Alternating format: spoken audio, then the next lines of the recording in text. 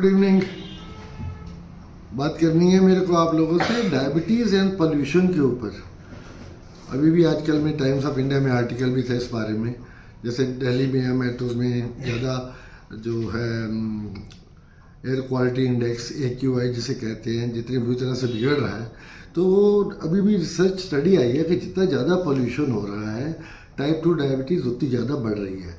ये एक वजह है कि रूरल एरिया में कम होती है और डायबिटीज़ जबकि अर्बन एरिया में, शहरों में ज़्यादा होती है। एक मुझसे लोगों ने बहुत कहा है कि मैं हिंदी में बोला करूं, इंग्लिश में दिक्कत है। बस मैं इंग्लिश में फिर बोलूँगा, आई एम सॉरी, कि कई शब्द हैं जो मैं हिंदी में बयान नहीं कर पाता तो मैं इंग्लिश में बात कर देता हूँ। वैसे मेरी कोशिश होती है, क्योंकि मैंने ये प्लेटफॉर्म आम इंसान के लिए बनाया है ताकि मैं मैक्सिमम हिंदी में ही बोलूँ। तो आप भी समझने के लिए प्लीज़ मेरी हेल्प करें इसमें, मेरे साथ जुड़ के। बहुत इंपॉर्टेंट बात लास्ट वाली, डायबिटीज़ और यूरिन इन्फेक्शंस। मैंने शुरू के भी कई टॉक्स में पहले बोला यूरिन इन्फेक्शंस और डायबिटीज़ को कॉमनेस्ट होते हैं। आई हैव सीन, मतलब मैंने देखा है कि यूरिन इन्फेक्शंस की वजह से नीचे से इन्फेक्शन शुरू होकर यूरिटर से शुरू होकर यूरिथ्रा से यूरिटर होते हुए और किडनी तक पहुंच जाता है। उसे पाइलोनेफ्राइटिस कहते हैं। किडनी तक खराब हो जाती है पेशेंट की। अब डायबिटिक इन्फेक्शन, और डायबिटिक खासकर लेडीज़ आके बताती नहीं है। आई डोंट नो वो इतना शर्माती क्यों है बताने में। आप डॉक्टर के पास जा रहे हो, बताओगे तभी तो वो दवाई देंगे। बच्चा रोएगा भाई तभी तो माँ दूध देगी। लेडीज़ बताती नहीं है। उन्हें यूरिन के इन्फेक्शन कॉमन होते हैं। डायबिटिक औरतों को सबसे ज़्यादा होते हैं, और होते भी उनको एक्यूट, क्रॉनिक और रिकरेंट इन्फेक्शन होते हैं। तीनों तरह के होते हैं। सो उनका ट्रीटमेंट भी अलग होता है।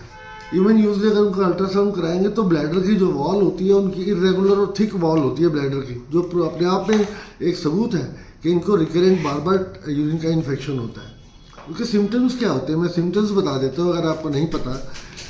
बाथरूम यानी पेशाब बार बार आना, पेशाब में जलन होना, पेशाब करने के बाद और ज़्यादा दोबारा इमीडिएटली जाने का एहसास होना कि पेशाब जैसे भी पूरा खुल के नहीं हुआ है, पेशाब पे कंट्रोल का ना रहना। कई लोग बाथरूम जाते आते कपड़ों में उनका जो होता है वॉइडिंग हो जाती है, कुछ एक ड्रॉप्स निकल जाती हैं। दीज आर फ्यू सिम्टम्स, कुछ एक पहचाने हैं जिनके ऊपर आपको ध्यान देना चाहिए। या लॉइंस में, कमर में, बिल्कुल रिब्स के नीचे, पसली के नीचे अगर दर्द होना, ये पहचान है यूरिन इन्फेक्शन की।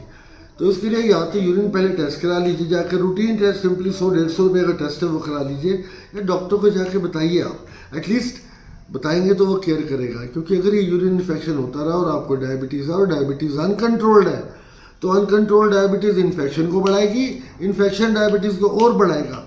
सो क्राइसिस में जाने का पूरा चांस होता है।